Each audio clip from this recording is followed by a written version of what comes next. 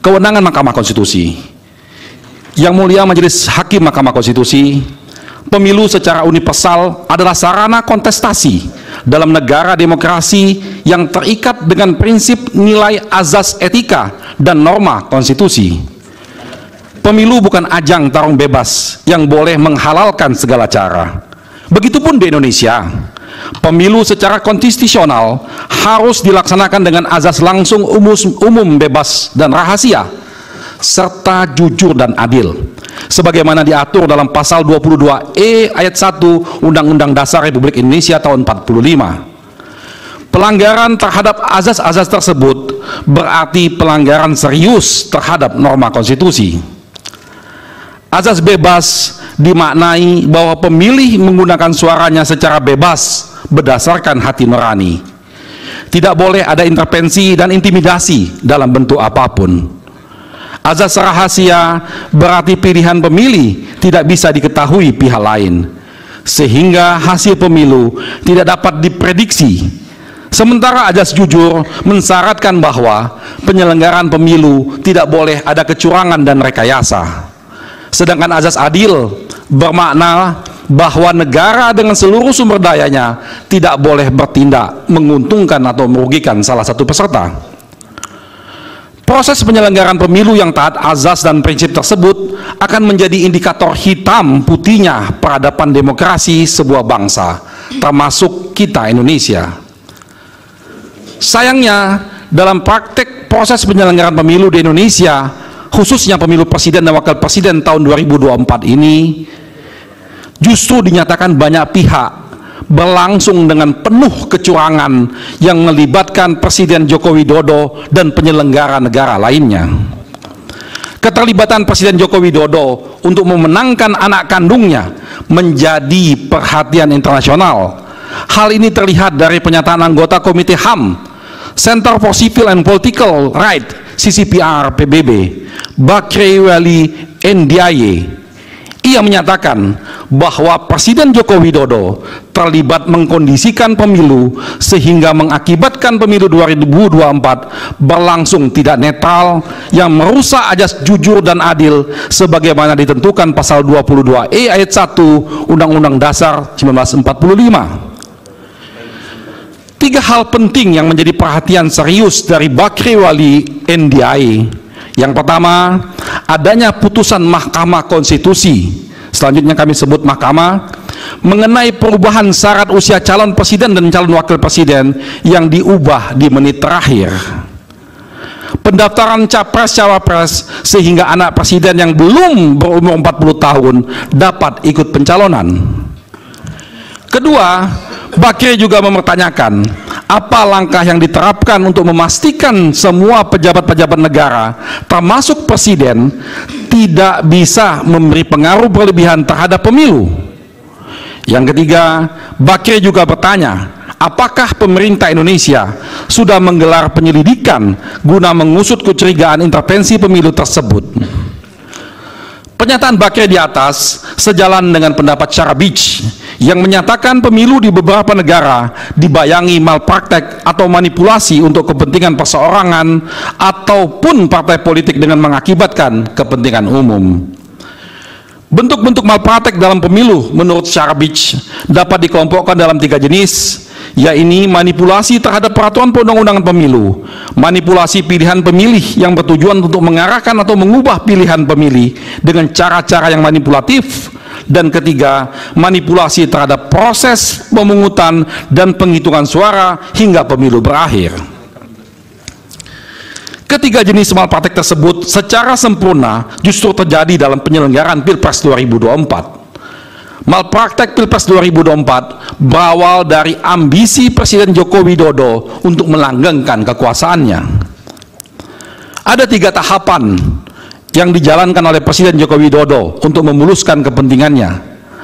Tahap pertama melalui wacana jabatan presiden selama 3 periode dengan berbagai instrumen. Lalu tahap pertama gagal karena ditentang oleh banyak pihak. Selanjutnya Joko Widodo melancarkan tahap kedua berupa wacana perpanjangan masa jabatan. Tahapan kedua ini pun gagal, yang selanjutnya melancarkan tahapan dengan menunjuk calon pengganti sebagai tahap ketiga. Tahap ini sudah dan sedang dijalankan. Malpraktek Pilpres 2024 untuk melancarkan tahap ketiga terjadi sejak awal tahapan penyelenggaraan pemilu. Dimulai dari ketidaknetralnya Presiden Joko Widodo saat menunjuk Ketua Panitia Seleksi Komisioner dan Badan Pengawas Pemilu Republik Indonesia atau Bawaslu, seorang anggota staf kantor staf Presiden dan loyalis Presiden Joko Widodo. Akibatnya, proses yang tidak netral sedari awal itu telah menyebabkan pelanggaran azas dan prinsip penyelenggaraan pemilu sebagaimana disebut dalam konstitusi dan undang-undang pemilu, yaitu antara lain jujur, adil, mandiri, akuntabel, efektif, dan efisien. Penempatan figur yang memiliki konflik kepentingan tersebut sedari awal menyebabkan integritas penyelenggara pemilu telah dinodai dan menyebabkan integritas lembaga penyelenggara pemilu KPU, Bawaslu, dan DKPP didelegitimasi dan dirusak sehingga berada di titik memalukan. Konflik kepentingan tersebut dilarang sebagaimana ketentuan pasal 5 angka 4 dan angka 6 Undang-Undang Nomor 28 tahun 1999 tentang penyelenggaraan negara yang bersih dan bebas dari KKN.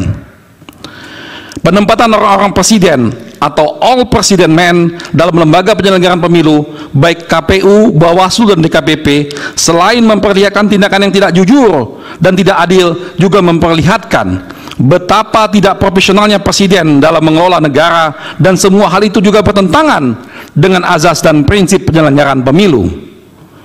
Selain menempatkan orang presiden dalam menyeleksi penyelenggara pemilu, Presiden Joko Widodo juga memanfaatkan para pembantunya di kabinet dan aparatur kekuasaan lainnya untuk menggerakkan jajaran birokrasi, pejabat kepala daerah, kepolisian, dan Tentara Nasional Indonesia, hingga aparat pemerintah di level terendah seperti kepala desa dan perangkat desa. Mereka dikooptasi dan digerakkan untuk pemenangan paslon 02, yaitu Prabowo Subianto dan Gibran Rakabuming Raka yang merupakan anak dari Presiden Joko Widodo. Keseluruhan tindakan aparat dan aparatur di atas menyebabkan terjadinya the violence of election, dan pada tingkat yang paling mengenaskan telah memicu terjadinya brutality democratic process. Pada situasi tersebut, program dan kebijakan pemerintah dibajak. Uang negara disalahgunakan secara melawan hukum untuk kepentingan pasangan calon capres dan wapres dalam Pilpres 2024 yang terafiliasi kepentingan Presiden Joko Widodo. Bahkan pada situasi yang paling buruk terjadi 3 hal, yaitu pertama, seluruh alat negara yang punya otoritas melakukan kontrol dan penegakan hukum luluh lantak karena dilumpuhkan, diruntuhkan, dan dirusak sehingga tidak dapat menjalankan tugas dan kewajibannya. Kedua, penyelenggaraan pemilihan dikendalikan dan dimanfaatkan untuk kepentingan kekuasaan.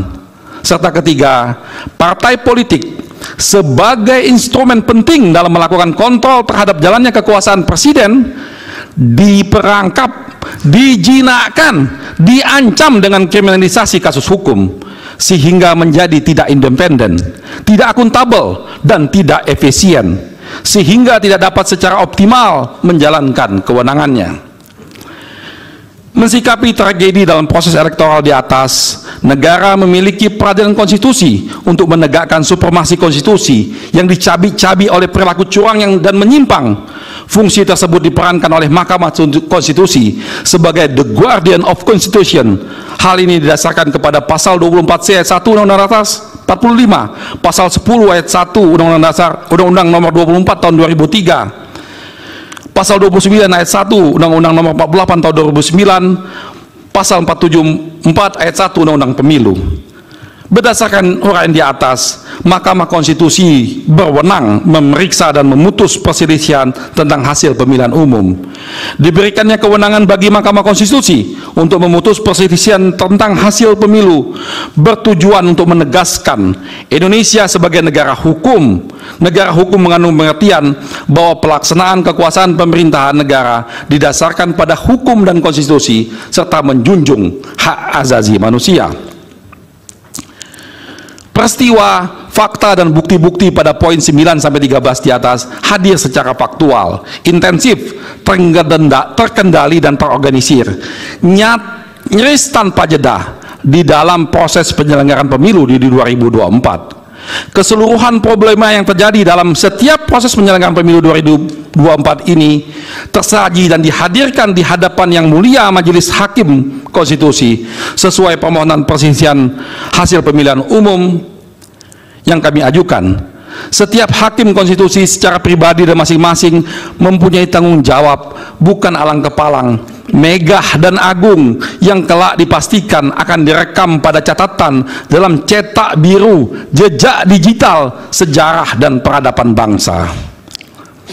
Pada persidangan Mahkamah atas kasus PHPU Pilpres, publik akan menilai dan meyakini apakah Mahkamah sebagai pengawal konstitusi akan memeriksa dan memutus perkara dengan memperhatikan secara sungguh-sungguh unsur paling substantif dalam proses pemilihan umum, yaitu berupa ditegakkannya azas dan prinsip di dalam proses election dan demokrasi yang diatur dalam Undang-Undang Dasar 1945. Tidak hanya sekedar memeriksa sengketa hasil suara saja. Dalilnya sangat jelas, hasil suara Pilpres yang dipengaruhi oleh proses penyelenggaraan Pilpres yang mengabaikan azas dan prinsip pemilu, maka dipastikan akan memproduksi hasil kecurangan. Result never betrayed its process. Kecurangan dan pelanggaran pemilu yang melibatkan penyelenggara negara dan penyelenggara pemilu sangat berpengaruh terhadap perolehan suara dan rekapitulasi penghitungan suara bagi masing-masing pasangan calon. Karena itu, Mahkamah Konstitusi memiliki kewenangan untuk memutus ex aequo et bono yang diartikan sebagai permohonan kepada hakim untuk menjatuhkan putusan yang seadil-adilnya apabila hakim mempunyai pendapat lain. Karena sifatnya sebagai peradilan konstitusi, Mahkamah tidak boleh membiarkan aturan-aturan keadilan prosedural atau procedural justice memasung dan mengesampingkan keadilan substantif justice, karena fakta-fakta hukum telah nyata merupakan pelanggaran konstitusi, khususnya pasal 22E ayat 1 Undang-Undang 1945 yang mengharuskan pemilu dilakukan secara demokratis dan tidak melanggar azas-azas pemilihan umum yang bersifat langsung, umum, bebas dan rahasia, jujur dan adil. Satu prinsip hukum dan keadilan yang dianut secara universal menyatakan bahwa tidak seorang pun boleh diuntungkan oleh penyimpangan dan pelanggaran yang dilakukannya sendiri, dan tidak seorang pun boleh dirugikan oleh penyimpangan dan pelanggaran yang dilakukan oleh orang lain. Dengan demikian, tidak satu pun pasangan calon pemilihan presiden yang boleh diuntungkan dalam perolehan suara akibat terjadinya pelanggaran konstitusi dan prinsip keadilan dalam penyelenggaraan pemilihan presiden. Mahkamah perlu menciptakan terobosan guna memajukan demokrasi dan melepaskan diri dari kebiasaan praktik pelanggaran terukur seperti perkara aequo. Sejak putusan Mahkamah nomor 55 PUU 17/2019 tanggal 26 Februari 2020, khususnya subparagraf 3.15.1 yang diambil alih sebagai pertimbangan hukum dalam putusan Mahkamah nomor 85 PUU 20/2022 tanggal 29 September 2022 pada subparagraf 3.19 halaman 39-40, Mahkamah menegaskan, berdasarkan pertimbangan hukum tersebut dengan menggunakan original intent perubahan Undang-Undang 1945, Mahkamah telah menegaskan bahwa tidak terdapat lagi perbedaan rezim pemilihan. Selanjutnya pada subparagraf 3.19 putusan nomor 85 PUU 20/2022 tanggal 29 Desember 2022 halaman 40, Mahkamah menegaskan, menimbang bahwa tafsir atas Undang-Undang 45 yang tidak lagi membedakan antara pemilihan umum nasional dengan pemilihan kepala daerah secara sistematis berakibat pula pada perubahan penafsiran atas kewenangan Mahkamah Konstitusi yang diatur dalam pasal 24C ayat 1 Undang-Undang Dasar 1945. Pasal 24C Undang-Undang Dasar 1945 menyatakan bahwa Mahkamah Konstitusi berwenang mengadili pada tingkat pertama dan terakhir yang putusannya bersifat final, untuk salah satunya memutus perselisihan tentang hasil pemilihan umum. Selanjutnya, makna konstitusional yang demikian diturunkan dalam berbagai undang-undang yang terkait dengan kewenangan Mahkamah Konstitusi, terutama undang-undang kekuasaan kehakiman. Norma demikian Pada akhirnya harus dipahami bahwa perkara perselisihan hasil pemilihan umum yang diadili oleh Mahkamah terdiri dari pemilu untuk memilih presiden dan wakil presiden, memilih anggota DPR, memilih anggota DPD, memilih anggota DPRD baik provinsi, kabupaten maupun kota, serta memilih kepala daerah provinsi, kabupaten maupun kota. Izin dilanjutkan, Yang Mulia. Terima kasih Majelis Hakim. Karena perubahan pembacaan, maka mohon izin untuk membaca lebih perlahan. Mudah-mudahan bisa menjelaskan semuanya. Majelis yang kami hormati dan kami muliakan, berdasarkan pada pertimbangan hukum Mahkamah dalam putusan nomor 55 tahun 2019 dan putusan nomor 85 tanggal 29 September 2022, maka tidak lagi ada sekat yang membedakan antara perselisihan hasil pemilu dengan perselisihan pemilu kada. Itu ada di halaman 6 resume kami.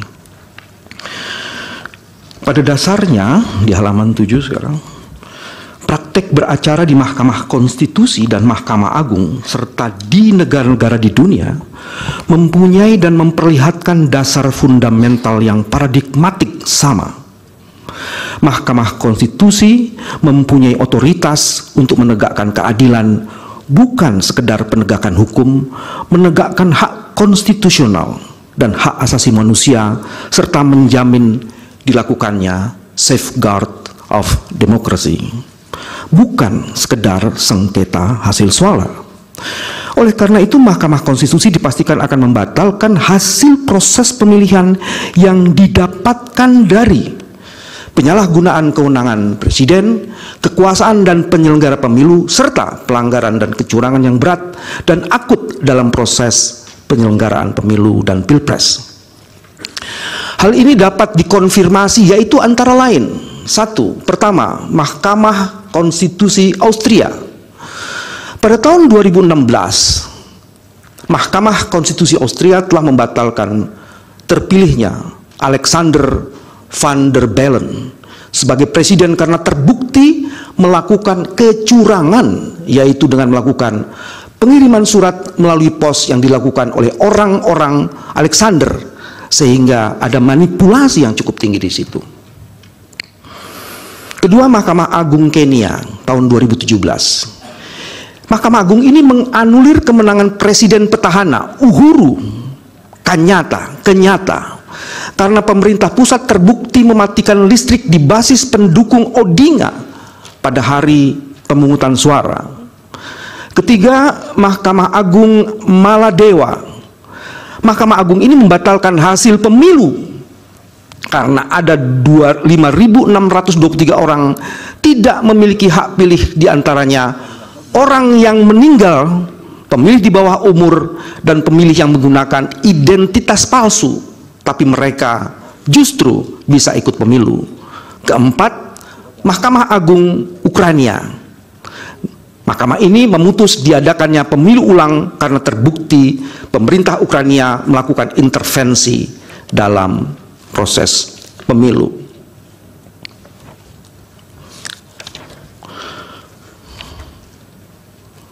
Saya lanjutkan ke halaman 7 poin. Maaf.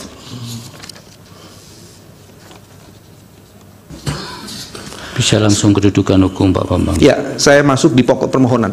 Baik, silakan. Kedudukan hukum dan bagian lainnya sudah ya, dianggap tenggang waktu permohonan sudah dianggap dibacakan. Alasan permohonan pembatalan hasil pemilihan disampaikan atas dasar terjadinya rangkaian pelanggaran terukur dan pelanggaran-pelanggaran yang secara kualitatif menguntungkan pasangan calon 02, namun sebaliknya merugikan pemohon. Hasil pemilu berdasarkan rekapitulasi yang ditetapkan oleh KPU melalui SK KPU dikemukakan urutan perolehan suara. Tidak kami bacakan. Hasil perhitungan suara untuk 02 di atas diperoleh dengan cara yang melanggar azas pemilu dan prinsip prinsip penyelenggaraan pemilu bebas, jujur, dan adil, 3 azas itu dilanggar secara serius oleh mesin kekuasaan, mulai dari pelibatan lembaga kepresidenan, dukungan Presiden Joko Widodo, pelumpuhan independensi penyelenggara pemilu, manipulasi aturan persyaratan pencalonan, pengerahan aparatur negara, dan penyalahgunaan anggaran negara atau bansos yang disalahgunakan untuk menggerakkan mesin pemenangan paslon 02 yang calon wakil presidennya secara jelas adalah anak kandung dari Presiden Joko Widodo. Fakta hukum bahwa dukungan Presiden Joko Widodo dapat dimaknai sebagai manifestasi dari sikap dan perilaku patronasi yang mensugesti peran para menteri di kabinetnya untuk memberikan dukungan terbuka, dan di sebagiannya bahkan ikut terlibat secara intensif di dalam kampanye untuk mendukung putranya sebagai calon wakil presiden. Patronasi presiden tersebut mensugesti menteri kabinet dan menggerakkan dan mengaitkan program-program kementerian yang ditujukan untuk menarik dukungan dari pemilih agar memilih pasangan calon presiden dan wakil presiden di mana anaknya presiden menjadi calon wakil presiden. Dan tindakan di atas adalah pelanggaran atas pemilu dan prinsip penyelenggaraan pemilu. Kesemuanya dapat dikualifikasi dan dikategori sebagai election fraud, tindak kecurangan dan pelanggaran pemilu. Dukungan Presiden Jokowi merupakan berupa penggelontoran dan pengalokasian sejumlah dana dengan tujuan pemenangan paslon 02 bisa dikualifikasi sebagai barrel politics. Tindakan Presiden Joko Widodo itu dapat dikualifikasi sebagai penyimpangan dana insentif negara untuk publik yang digunakan sebagai transaksi politik pemilu dan ditujukan untuk mempengaruhi pemilih. Tindakan tidak netral Presiden Joko Widodo telah terbukti menguntungkan calon tertentu dengan melonjaknya suara paslon 02 secara drastis setelah melalui operasi pengerahan sumber daya negara. Sebelum Agustus 2023, Prabowo Subianto menurut survei berkisar di angka 24,6% Oktober 2023. Di saat dipasangkan dengan putra Presiden Joko Widodo, suara pasangan tersebut naik di atas 30% dan melejit sampai di angka 51,8% pada bulan Februari 2024 sebelum pemungutan suara. Dengan menyandingkan survei, ada di capture, dengan menyandingkan survei antara sebelum dan sesudah adanya intervensi kekuasaan, terdapat kenaikan tidak wajar sebesar 34% hanya dalam kurun waktu 5 bulan terhitung sejak Oktober 2023 sampai dengan Februari 2024. Ini sesuatu yang sangat luar biasa, menunjukkan ada intensi kecurangan yang dahsyat. Pelanggaran berupa pelibatan lembaga kepresidenan untuk kepentingan paslon 02 nampak dan terbukti dari kampanye terselubung oleh Presiden Jokowi dalam berbagai kunjungannya. Ini nanti akan kami jelaskan di bagian lain. Yang disertai dengan pembagian bansos di provinsi yang menjadi area operasi adalah wilayah di mana Prabowo Subianto ternyata memperoleh suara rendah pada pemilu 2014 dan 2019. Dengan sasaran pemilih diperkirakan 27 juta. Ini juga nanti akan kami jelaskan captionnya. Tapi sebagai informasi, itu di daerah yang paling bawah itu adalah kunjungan Pak Joko Widodo. Yang paling bawah di Jawa Tengah ada 1, 2, 3, 4, lebih dari 15. Dan di daerah-daerah itu bansosnya luar biasa, intervensi terhadap aparaturnya juga luar biasa, dan kenaikan perolehan angka paslon 02 juga luar biasa. Jadi berdasarkan riset ini dapat ditentukan bahwa intervensi bansos, penggunaan aparat negara itu mempengaruhi peningkatan suara. Nanti PPT-nya ini dibagi untuk hakim dan juga untuk para pihak ya Pak? Ya, kami akan serahkan semuanya setelah presentasi ini. Baik. Di halaman selanjutnya majelis, halaman 13, itu juga hasil survei Pak Prabowo beberapa tahun. Coba tolong jelaskan. Di situ ada kenaikan-kenaikan yang luar biasa. Setelah kunjungan dari Pak Jokowi ke beberapa tempat, di beberapa daerah, kalau kita mencoba mengkategorisir angka Pak Prabowo di 2014, di 2019, dan di 2024, di mana intervensi kekuasaan terjadi, maka terjadi lonjakan yang luar biasa sekali. Sayang, kecil sekali ya. Majelis saya tidak baca yang di depan. Saya mau kasih contoh angka, mohon maaf. Oke, tolong dibesarkan lagi. Kepulauan Talaut, Sulawesi Utara. Di tahun 2014, pencapaian Pak Prabowo hanya 21,91%. Di tahun 2019 jeblok menjadi 9,0%. Tapi di tahun 2024 menjadi 75,39%. Itu artinya incredible. Terjadi penaikan 66,38%. Dan kami meyakini angka itu terjadi bukan karena kehebatan pemilih dalam memilih calon terbaiknya, tapi ada intervensi yang luar biasa terhadap bansos, dari bansos, kunjungan-kunjungan, dan sebagian aparatur, serta the oath of the president's man. Itu yang terjadi dan kami yakini. Kami lanjutkan majelis. Saya masuk ke halaman 14 sekarang.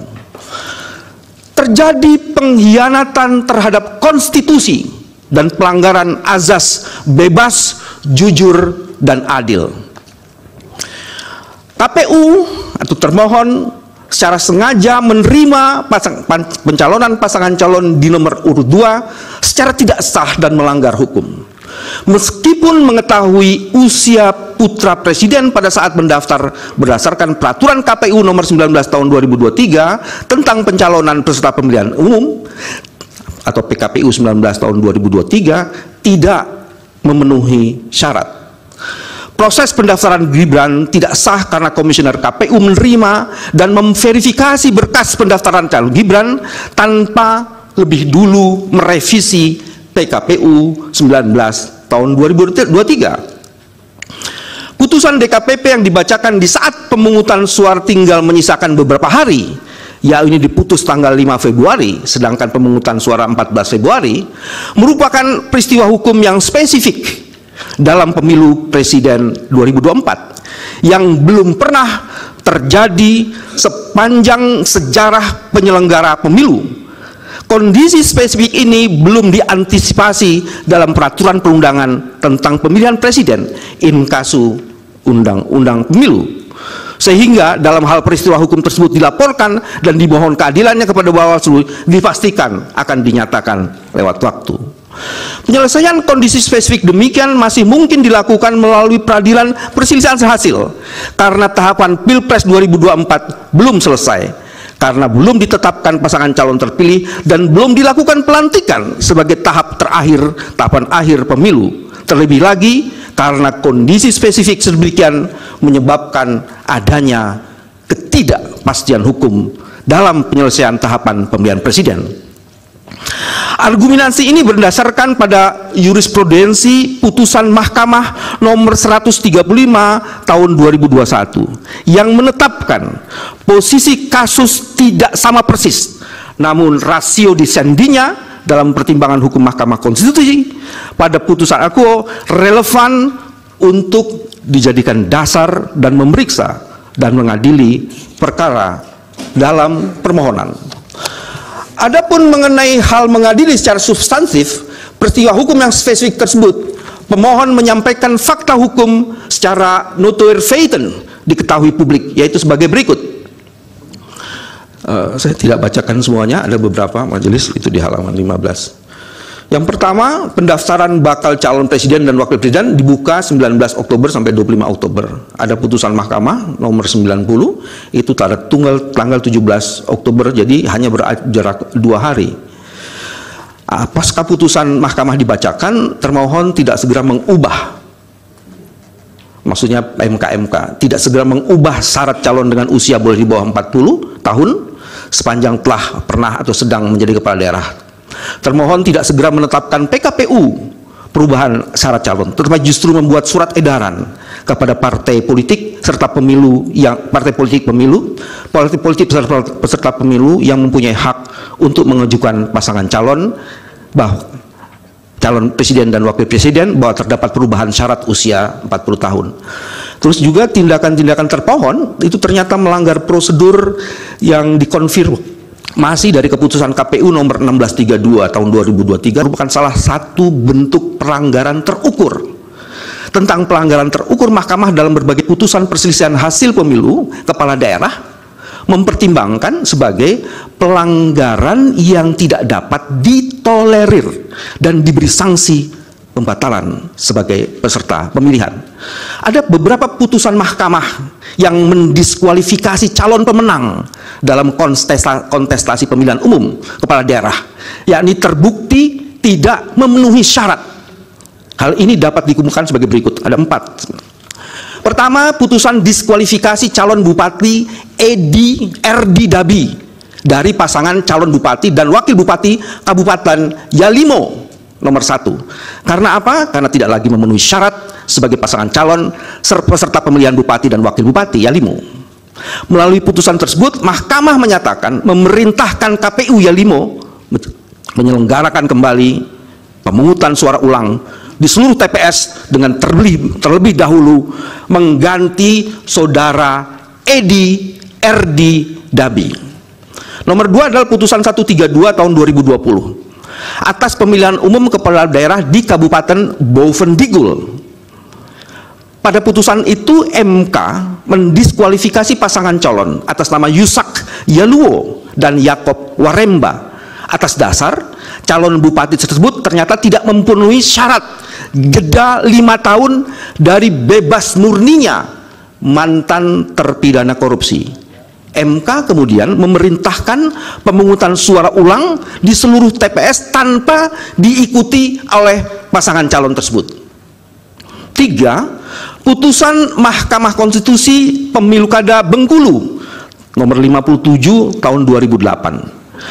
MK mendiskualifikasi pasangan calon Dirwan Mahmud dan Hartawan karena melakukan pelanggaran terukur, yakni tidak memenuhi syarat calon kepala daerah.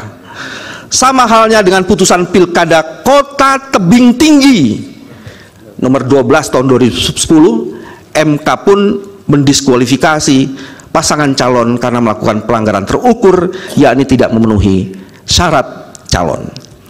Mahkamah dalam putusannya nomor 85 tahun 2022, ada di bukti V5, telah menegaskan tidak terdapat perbedaan rezim pemilihan antara pemilihan umum kepala daerah dengan pemilihan umum legislatif dan presiden, sehingga adalah tepat menurut kami jika MK memutuskan diskualifikasi Gibran karena adanya kondisi spesifik yang sama dengan perkara-perkara sengketa pemilu kada yang tadi disebutkan di atas. Oleh karena paslon 02 terbukti melakukan pelanggaran terukur, tidak memenuhi syarat calon dan didiskualifikasi, maka agar hak konstitusional pemilih yang telah mencoblos paslon 02 tersebut tidak hilang dan hangus sia-sia, maka beralasan hukum untuk memberikan kesempatan ulang kepada para pemilih tersebut menggunakan hak pilihnya dengan benar melalui pemungutan suara ulang. Pemohon memohon kepada MK agar memerintahkan termohon untuk melakukan PSU yang hanya diikuti oleh pasangan calon yang tidak melakukan pelanggaran terukur dan spesifik tadi. Dalam hal ini mohon dan pasangan calon nomor urut 3.